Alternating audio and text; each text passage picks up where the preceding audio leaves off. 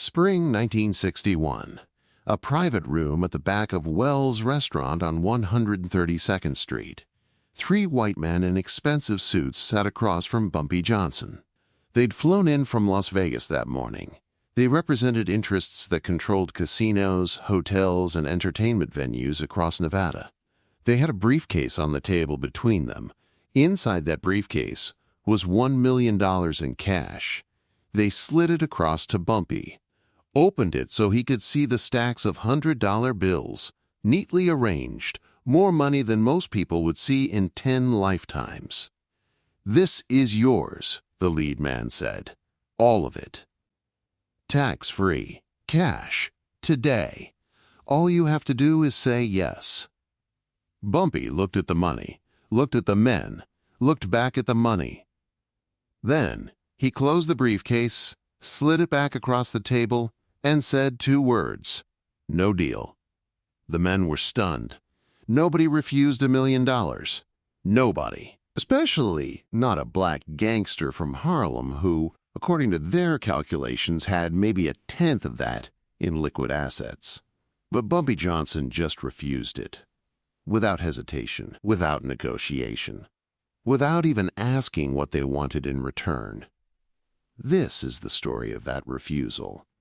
The story of what they were really offering, what Bumpy understood that they didn't, and why walking away from $1 million was the smartest decision he ever made. This is the story of the day Bumpy Johnson proved that some things are worth more than money, and explained exactly why. To understand what happened in that room, you need to understand what was happening in Harlem in 1961. And you need to understand what these men from Las Vegas really wanted. The numbers racket in Harlem was generating somewhere between $15 and $20 million a year. That's $1,961. Adjusted for inflation, we're talking about something like $150 million in today's money. Every year, flowing through the streets of one neighborhood. Bumpy controlled most of it. Not all, but most. He had the relationships. He had the infrastructure. He had the trust of the community that made the whole thing work. The men from Vegas didn't want Bumpy's operation. They wanted something more valuable. They wanted his blueprint. See, what Bumpy had built in Harlem was unprecedented. A black-controlled criminal enterprise that operated with the tacit acceptance of the community, the grudging respect of the Italian families, and a level of political protection that kept the serious heat away. Other cities had tried to replicate it. Detroit, Chicago, Philadelphia, they'd all failed. The operations got too violent, attracted too much attention, collapsed under their own weight. But Harlem worked, year after year, decade after decade. It worked because of how Bumpy ran it. The Vegas interest wanted to export that model. They were looking at the growing black populations in cities across America and seeing dollar signs. They wanted to set up Harlem-style operations in a dozen cities, with Bumpy as the consultant, the advisor, the man who could train local operators and solve problems when they arose. $1 million up front, a percentage of every operation they established. Bumpy would become one of the richest black men in America without ever leaving his living room. All he had to do was share his secrets. The lead Vegas man was named Morris Kleinman. He'd been in the gambling business for 30 years. He'd seen a lot of negotiations, made a lot of deals. He thought he understood what motivated people. He didn't understand Bumpy Johnson at all. After Bumpy pushed the briefcase back, Kleinman leaned forward. "I don't think you understand what we're offering, Mr. Johnson. I understand perfectly. $1 million. Plus ongoing percentages. You could retire tomorrow. Live like a king for the rest of your life." "I already live like a king," Kleinman smiled. He thought Bumpy was negotiating. Playing hard to get. Trying to drive up the price. "Okay," he said. "What's your number? 2 million? 3? We can talk about it." Bumpy shook his head slowly. "You're not hearing me, Mr. Kleinman. This isn't about money. Then what's it about? Bumpy was quiet for a moment. When he spoke, his voice was different, softer, more thoughtful. Like he was explaining something important to someone who might not be capable of understanding it. "Let me tell you a story," he said. "When I was 14 years old, I came to Harlem with $7 in my pocket. Didn't know anybody, didn't have anything. Just a kid from South Carolina who'd heard that up here a black man could be something." Kleinman shifted impatiently. He wasn't here for stories. Bumpy continued anyway. "You know what I found when I got here? I found a community. People who looked out for each other. People who shared what they had, even when they had nothing. People who understood that we were all we had, that the world outside these streets didn't care if we lived or died. I've spent 40 years building something in this neighborhood. Not just a business. A system. A way of doing things that keeps people fed, keeps them housed, keeps them safe from the worst of what the world wants to do to them." Bumpy leaned forward. "What you're asking me to do is take that system and sell it, package it up like a product, and ship it off to cities I've never been to, communities I don't know, people I've never met." Kleinman spread his hands. "That's exactly what we're asking, and we're willing to pay handsomely for it. But you don't understand what you're really asking." Bumpy stood up, walked to the window, looked out at 132nd Street, at the people walking by, at the neighborhood he'd spent his life protecting. "What makes Harlem work isn't a blueprint," he said. "It's not a system you can write down and hand to somebody else. What makes it work is relationships, trust, decades of showing up for people when they needed it. Decades of proving that when you deal with Bumpy Johnson, you get treated fair." He turned back to face the Vegas men. "You think you can buy that? You think you can take some local operator in Detroit or Philadelphia, hand him a manual, and have him do what I do? It doesn't work that way. The man you put in charge in Detroit, he doesn't know those people. They don't know him. They don't trust him. So what happens? He has to use force, violence, fear. That's the only tool he has because he doesn't have relationships. And once you go down that road, you're not building a community operation anymore. You're building a criminal enterprise. The kind that attracts attention. The kind that makes enemies. The kind that eventually collapses because the people you're supposed to be serving turn against you." Kleinman was getting frustrated. "Mr. Johnson, with all due respect, we've built successful operations across the country. We know what we're doing. You've built gambling operations," Bumpy said. "Casinos, betting parlors, things where people come to you voluntarily, hoping to win money. That's not what this is. The numbers in Harlem work because people trust that the game is fair. They trust that when they win, they'll get paid. They trust that the runners aren't going to rob them or cheat them. They trust me. You can't buy that trust. You can't manufacture it. You can only earn it, and earning it takes years. Decades. A lifetime." Kleinman glanced at his associates. This wasn't going the way he'd planned. "So what you're saying," he said slowly, "is that your operation can't be replicated?" "No," Bumpy said. "What I'm saying is that it can't be replicated by you. It can't be replicated by outsiders who see dollar signs and don't understand what they're really dealing with. If a black man in Detroit wants to build what I've built, he can do it. But he has to do it himself. He has to spend the years, put in the work, earn the trust. There's no shortcut. Yeah, there's definitely no shortcut that involves Las Vegas money and white businessmen trying to extract profits from black neighborhoods." The room went very quiet. Bumpy had just said something that couldn't be unsaid. He'd named the thing that everyone in that room understood, but nobody was supposed to acknowledge. This wasn't a business proposition. It was colonization. These men wanted to do to black communities across America what they'd done to the Italian neighborhoods in Las Vegas, what organized crime had done to working-class communities everywhere. Move in, extract wealth, leave the locals with nothing but scraps and violence. Bumpy was refusing to be the instrument of that extraction. Kleinman's face had gone hard. You're making a mistake, Johnson, a big one. Maybe. We came here offering partnership. We came here with respect. We could have just moved into Harlem and taken what we wanted. Bumpy smiled. The first smile of the meeting. It wasn't a friendly smile. No, he said. You couldn't. Kleinman stood up. His associates followed. You think you're untouchable? Kleinman said. You think because you've got the locals on your side, because you've got some arrangement with the Italians that you're safe. I don't think I'm untouchable. I know I'm Harlem, and Harlem takes care of its own. Kleinman picked up the briefcase with the $1 million. You'll regret this, he said. Sooner or later, you'll regret this. Maybe, Bumpy said again, but I'll regret it in my own neighborhood, surrounded by my own people, doing things my own way. Can you say the same? The Vegas men left. They didn't come back. Over the next few years, they tried to establish operations in other cities, Detroit, Cleveland, Baltimore. It went exactly like Bumpy had predicted. The local operators didn't have relationships, didn't have trust. They relied on violence, which attracted attention.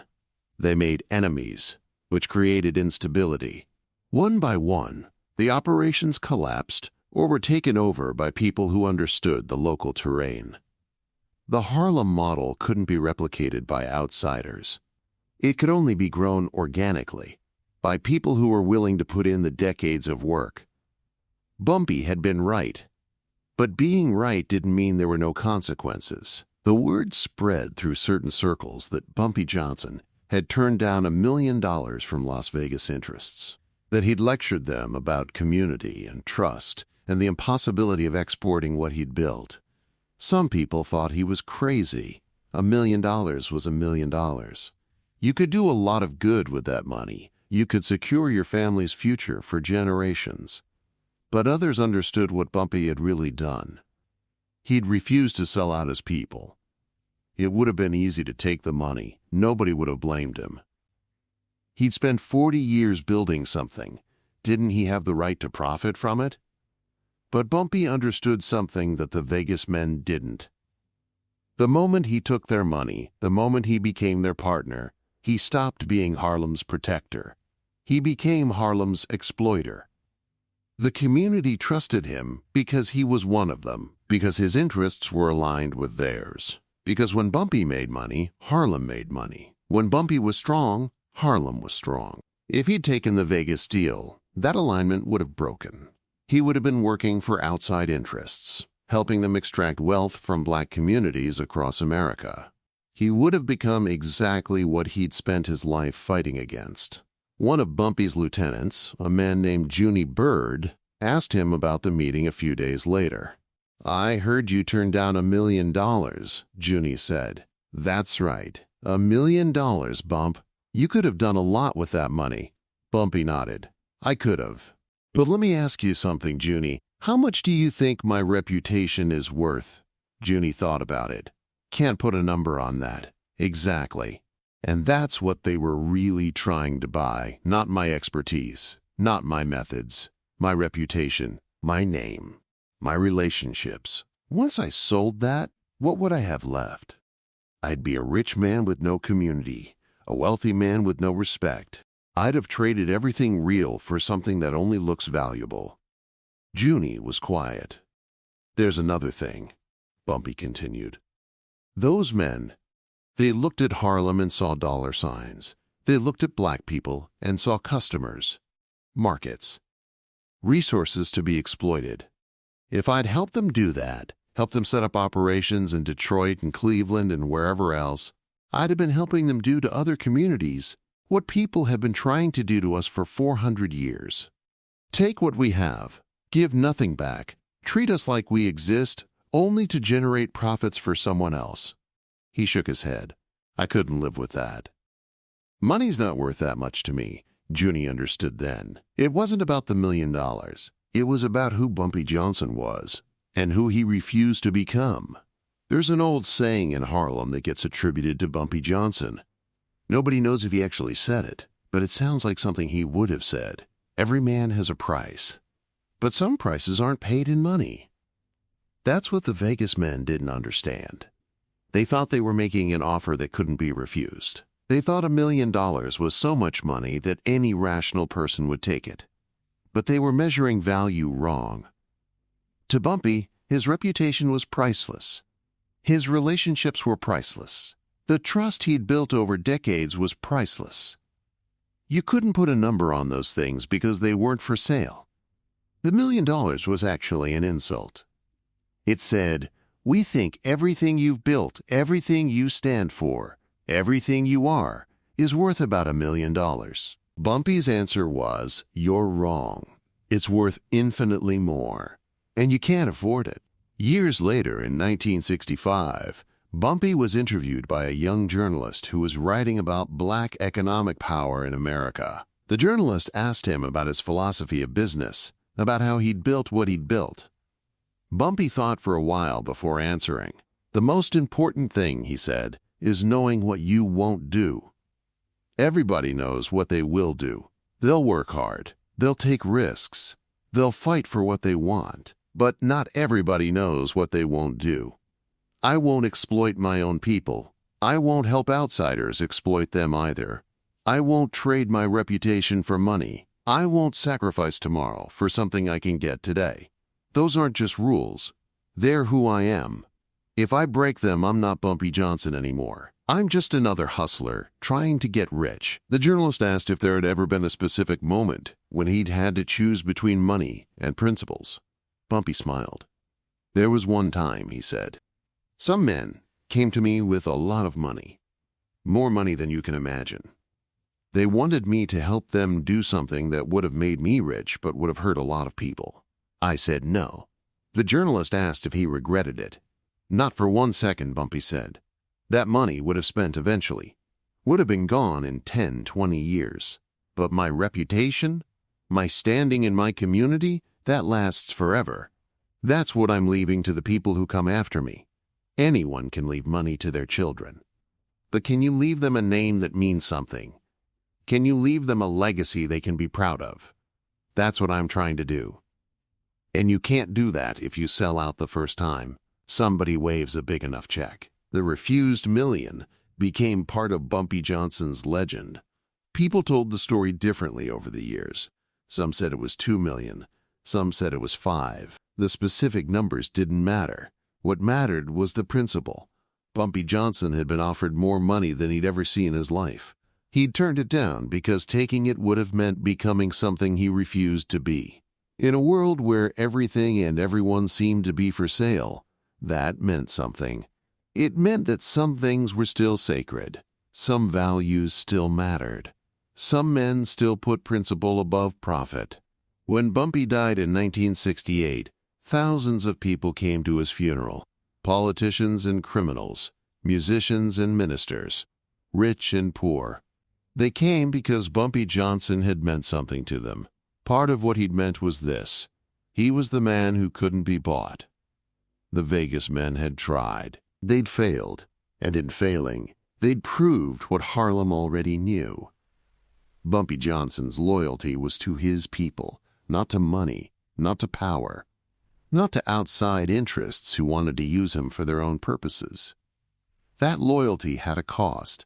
There were things Bumpy could have had if he'd been willing to compromise. Wealth beyond imagination, connections that reached across the country, a legacy that extended far beyond Harlem's borders. He gave all of that up, willingly, without regret, because he understood something that the Vegas men never grasped. Some things are worth more than money. Some prices are too high to pay. And some refusals are worth more than any acceptance could ever be. The day Bumpy Johnson refused $1 million. The day he proved that the most powerful word in any negotiation is no. The day he showed the world what it really means to be rich. Not in dollars, in principle, in honor, in the knowledge that you can look at yourself in the mirror and know that you didn't sell out. That's the kind of wealth that can't be counted. And that's the kind of wealth that Bumpy Johnson died with. More money than any briefcase could ever hold. $1 million in cash. Pushed back across the table. No deal. Two words that meant more than any amount of money ever could. That was Bumpy Johnson, the man who knew his own worth and refused to sell it for anything less than everything, which meant he refused to sell it at all. Some things aren't for sale. Bumpy Johnson understood that. It's why they still remember his name. It's why his legacy still matters. It's why, more than 50 years after his death, people still tell the story of the day he refused $1 million and explained exactly why. Not for the money he turned down, for the man he chose to remain. That's worth more than all the money in Las Vegas, and Bumpy Johnson knew it. The ripple effects of that refusal extended far beyond that single meeting. Word got back to the Italian families that Bumpy had turned down the Vegas money. Some of them were surprised. $1 million was serious money, even by their standards. They'd expected Bumpy to take the deal, maybe negotiate for more, but ultimately partner with the Vegas interests. When he didn't, it changed how they saw him. Frank Costello, who'd had dealings with Bumpy for years, commented on it to an associate. "That colored fellow in Harlem," he said. "Johnson. He turned down $1 million from the Vegas people. You know why?" The associate shook his head. "Because he's not for sale," Costello said. "You know how rare that is? In our business? A man who can't be bought?" He paused. "That makes him dangerous. But it also makes him someone you can trust. Because you know exactly where he stands. He's not going to flip on you for money. He's not going to sell you out because someone made a better offer. That's worth something. That's worth a lot, actually." The Italian families had always respected Bumpy's capabilities, his intelligence, his ability to control his territory without creating the kind of chaos that attracted unwanted attention. But after the Vegas refusal, the respect deepened. They started treating him less like a useful local operator and more like a genuine equal, someone whose word meant something, someone who operated by a code that went beyond mere profit. In a world full of men who would sell their mothers for the right price, Bumpy Johnson stood apart. That distinction would serve him well in the years to come. When federal pressure increased in the mid-1960s, when the authorities started squeezing everyone for information, the Italian families didn't worry about Bumpy flipping. They knew he wouldn't. They knew that the same principle that had made him refuse the Vegas money would keep him silent under any pressure. Trust is the most valuable currency in the underworld, and Bumpy had just demonstrated that his trust was worth more than $1 million. There's another dimension to this story that often gets overlooked. The Vegas men weren't just businessmen looking for investment opportunities. They were connected to some of the most powerful criminal interests in America. They had resources that could have made life very difficult for Bumpy if they'd chosen to. When Bumpy refused their offer, he wasn't just turning down money. He was potentially making enemies of people who didn't take rejection well. He knew this. He did it anyway. That's another kind of courage that doesn't get enough recognition. The courage to refuse someone who could hurt you. The courage to say no to power, not just to temptation. The Vegas men could have tried to move on Harlem directly. They could have attempted to undermine Bumpy's operation, to create problems that would weaken his position. They had the resources. They didn't do it. Why? Because they understood that moving against Bumpy would mean moving against all of Harlem. The community was behind him. The political protection was in place. The arrangements with the Italian families were solid. Taking Bumpy down would have required a massive investment of resources with no guarantee of success. And even if they succeeded, they'd inherit an operation that only worked because of the relationships they'd just destroyed. It wasn't worth it. So they walked away, tried their luck in other cities, failed, just like Bumpy had predicted. And Bumpy continued running Harlem the way he always had, on his own terms, by his own rules, for his own people. There's a lesson in this story that goes beyond the specific circumstances. Every person, at some point in their life, faces a version of this choice. Maybe not $1 million in a briefcase, but something. An opportunity that comes with a cost. A chance to get ahead by compromising something essential. Most people take the deal. They tell themselves it's practical, it's smart, it's what anyone would do. And maybe they're right. Maybe there's nothing wrong with accepting the world as it is and working within its rules. But some people refuse. Some people look at the deal being offered and see not just the benefits, but the costs. The hidden costs. The costs to their integrity, their relationships, their sense of who they are. Those people say no. And in saying no, they define themselves in a way that, yes, never could. Bumpy Johnson was one of those people. $1 million. More money than he'd ever had at one time. Enough to secure his family for generations. Enough to step back from the daily grind of running an operation and live comfortably for the rest of his life. He pushed it away. Because some things are worth more than comfort. Some things are worth more than security. Some things are worth more than all the money in the world. Your principles, your relationships, your ability to look yourself in the mirror and know that you didn't sell out. Bumpy Johnson kept those things. He died with those things. And that's why they still tell his story. Not because of the money he made, not because of the power he wielded, not because of the enemies he defeated. Because of the deal he refused. Because of the $1 million he pushed back across the table. Because of the 2 words that defined his life. No deal. Spring 1961. A briefcase full of cash. A choice that defined a legacy. The day Bumpy Johnson proved that some men can't be bought. Because some things are worth more than any price anyone could ever pay. And Bumpy Johnson was one of them. The man who knew what he was worth. The man who refused to accept less. The king who couldn't be purchased. Only respected. Only remembered. Only honored. For the $1 million he didn't take and the integrity he kept instead.